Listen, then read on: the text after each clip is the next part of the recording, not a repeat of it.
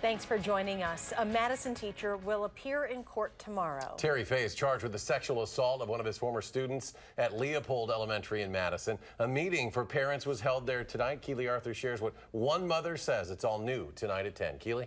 Eric and Charlotte, when a parent drops their kid off to school, they like to think they are leaving them in the safest hands possible, but parents with kids who went to Fay's classroom are finding out that might not have been the case.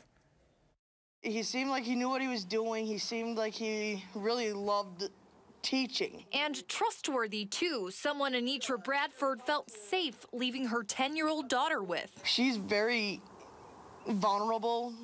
She attaches herself to adults real quickly and people really quickly. A fact made very disturbing after police say her child's now former teacher, Terry Fay, repeatedly sexually assaulted a former student 5 years ago. You got a predator in the school? How can we trust the school to be safe for her anymore? Trying to answer those questions are Madison Metropolitan School District officials who held a meeting for parents of Aldo Leopold fifth graders, sharing how they plan to move forward this school year. The guidance that we're giving to families and teachers is not to share the details of the case. These are young children, and we don't think that's necessary or appropriate.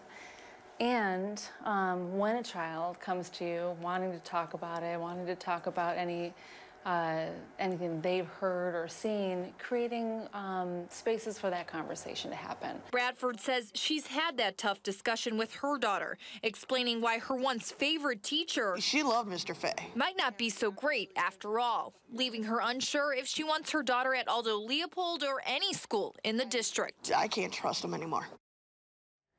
Now, Fay worked at Leopold for 20 years. Madison Metropolitan Superintendent Jennifer Cheatham says they are letting former students of his know what is going on in case they have similar allegations. Keely Arthur live at our news center. Keely, thank you.